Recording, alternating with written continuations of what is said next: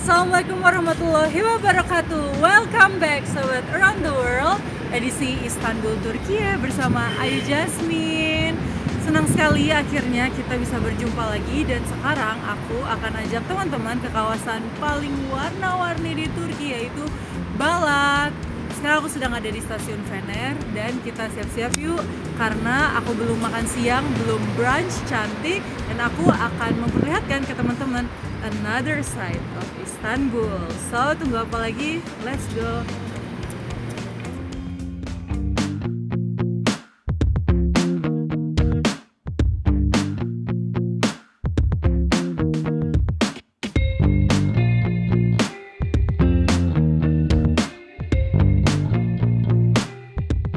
Di park yang indah ini adalah tempat orang yang sudah pensiun atau yang masih menunggu kuliah, duduk-duduk bersantai dan memancing. Seru banget kan, karena ini musim dingin, jadi musimnya mancing. Karena kalau musim panas kan dilarang memancing ya, untuk menjaga populasi ikan supaya nggak habis. Sweet sekali. Siapa yang pengen pindah ke kawasan Eropa? Hayo. Istanbul juga Eropa soalnya kan. Oke Sobat Around the World, sekarang aku mau masuk ke sana. Kita di kawasan Balat dan di sini tuh cari taksi susah, soalnya tukang taksinya suka nembak gitu.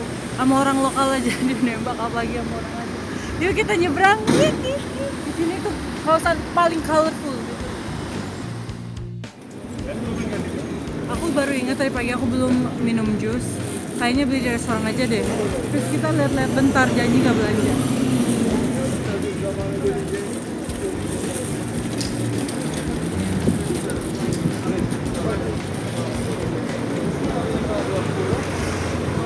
My favorite. Nah ini kenapa warna-warni begini? Karena Balat itu terkenal dengan warna-warninya. Sebenarnya ada sejarahnya kenapa Balat itu dicat warna-warni gini. Jadi dulu tuh para perantau Yahudi itu kan sempat terdesak ya habis Perang Dunia Pertama. Mereka migrasi ke Turki. Ya, ini juga rumah mereka sih tadinya pas zaman Ottoman. Dan mereka ngecat kawasan mereka warna-warni untuk menandakan bahwa mereka memulai hidup baru.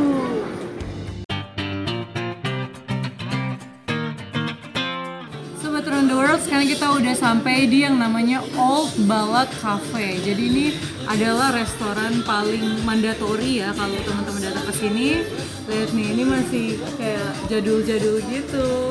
Dan dia ada dua versi ya, old sama new. Kalau new tuh lebih yang ada beda sih sama yang lain. Nah, sih recommendednya makan mante sama gözleme.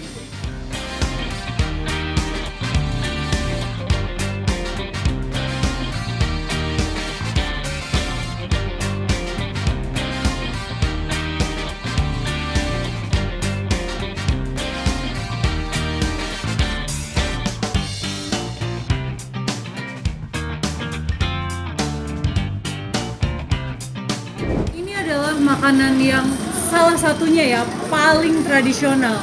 Kita kalau mau cari makanan tradisional Turki selain kebab, apalagi yang paling tradisional? Gözleme. Jadi göz bukan gözler mata ya, göz lobang dalam bahasa Turki.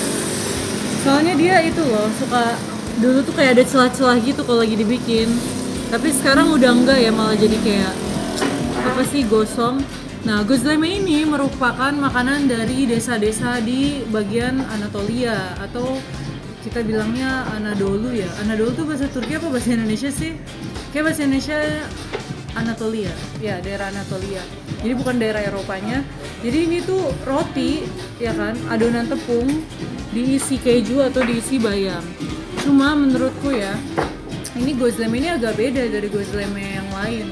Mungkin karena restoran tradisional ini tuh kayak lebih kering gitu loh. Coba kita coba ya, bismillah.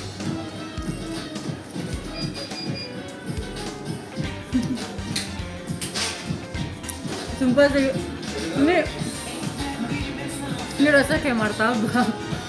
Biasanya aku kalau makan gözleme itu selalu pakai yang kasyar lah kan. Kasyar itu artinya keju. Dan menurutku ini jujur ya, ini gözleme terenak yang pernah aku makan sih, karena rasanya mirip martabak di Indonesia. Cuma biasa kalau di Indonesia martabaknya dikasih daun bawang, dikasih daun bayam.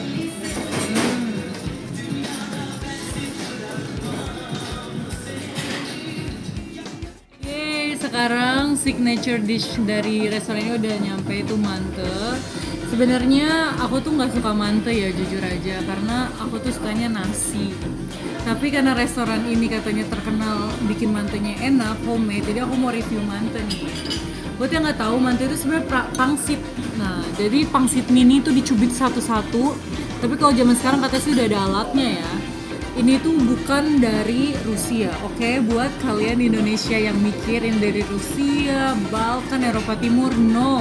Ini dari Asia Tengah, dibawa ke Anatolia di abad ke-13 dan menyebar di jalur sutra di abad ke-15-16.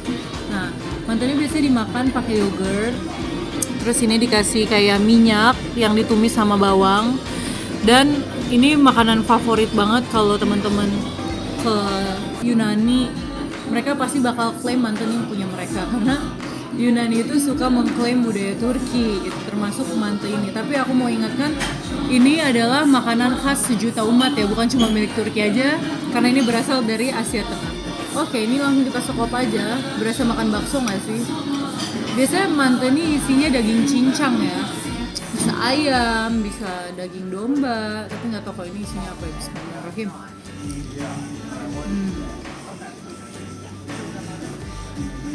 Ini gurih banget sih ya. Ini isinya daging, tapi dagingnya nggak bau sama sekali. Jadi teman-teman kalau datang ke restoran ini aku nggak ada endorse banget. Jangan lupa pesan mantenya beneran. Karena rasanya kayak teman-teman makan bakso atau nggak, terus ada pangsitnya, cuma versi mini. Nah, dimakan pakai yogurt, khas banget kawasan Balkan ya. Oke, aku akan habiskan kayaknya. Oke sobat around the world, sekarang aku ada di Merdivenland. Merdiven artinya adalah tangga, tapi aku belum melihat tangganya, mungkin di dalam. Terus kita ini di depan bangunan yang namanya Museum Dimitri. Bangunan ini adalah milik seorang sejarawan terkenal dari Roma. Siapa namanya?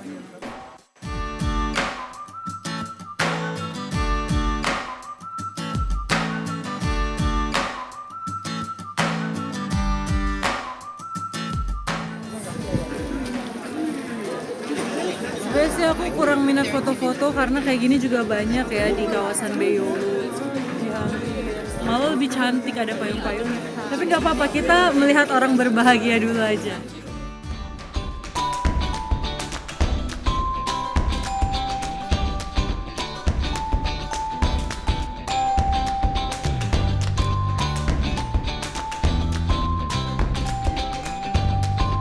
Jadi sobat around the world, ini adalah cafe dan ada tulisan-tulisan romantis. Emang orang Turki itu paling romantis ya kalau coret-coret. Kalau ini tulisannya Sevdin and Isini Olabilir. Artinya cinta kah atau yang terbaik kah katanya.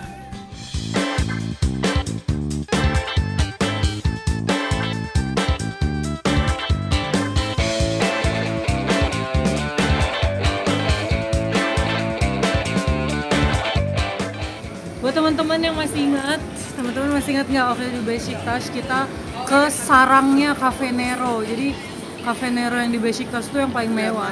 Kalau ini yang biasa aja. Tapi kopinya hehe, bisa untuk membuatku hidup selamanya. Oke, berasa masuk rumah tangga. Assalamualaikum.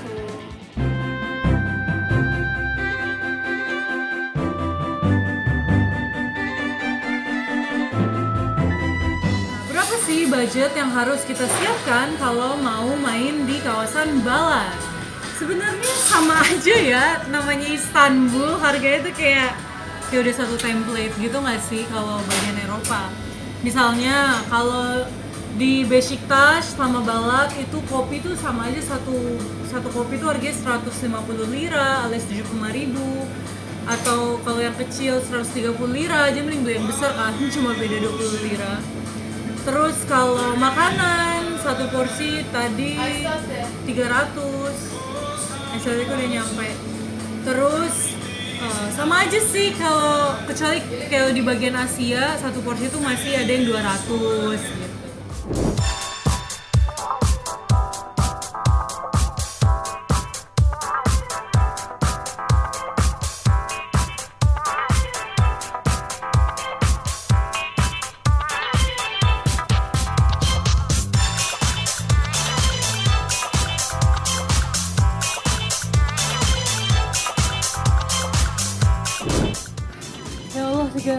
200 meter dari Cafe Nero tadi. But you live in Istanbul. Oh, kita sudah sampai guys. Akhirnya ada juga matahari. Tadi tanjakan, sekarang turunan dan kita sudah sampai di Renkli Evler. Jadi ini adalah foto spot favorit. Jadi kalau teman-teman nanya, kita bisa ngapain di sini? Ya ini namanya juga foto spot ya. Jadi kita tuh untuk foto-foto guys. Mari kita Kalau teman-teman perhatiin, itu banyak kayak tour guide. Teman-teman kalau kesini suatu hari, amin. Itu tour guide tuh cuma ngajak orang tuh keliling-keliling, berhenti sini, berhenti sana gitu loh. Karena Balat memang peninggalan zaman Romawi kuno ya. Terus ya itu yang tadi aku bilang, yang para pendatang Yahudi mulai tinggal sini dan ngecat rumahnya warna-warni sampai sekarang, yang menandakan kehidupan baru.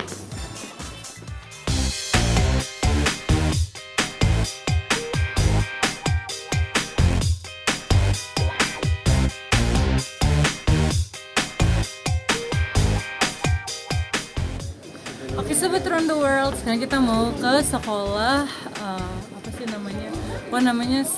Sekolah ortodoks di Fener yang tadi warnanya tuh menjulang merah gitu. Kita udah di depannya sebenarnya, tapi aku mau kasih lihat cafe di sini. Ini bukan cafe hits, tapi sangat layak menjadi cafe hits. Tidak terkenal, tapi sangat layak terkenal. Cantik banget kan?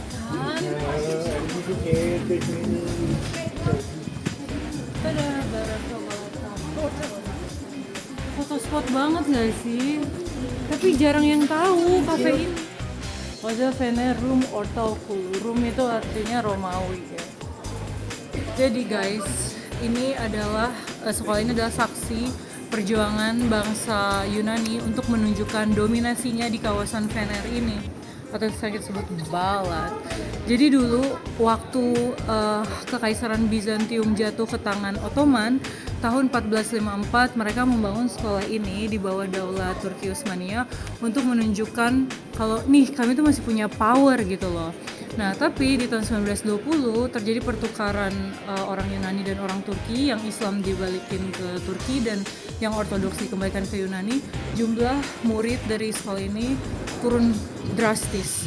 Tapi bukan hanya sampai saat itu ya, sampai saat ini juga sebenarnya masih ada muridnya, tapi sedikit sekali yang mau mempelajari tentang agama Kristen Ortodoks gitu. Karena Ortodoks itu hanya satu jenis dari beberapa agama Kristen yang bukan merupakan mayoritas di Turki, namun merupakan aliran yang mayoritas di kawasan Eropa Timur, kemudian Rusia.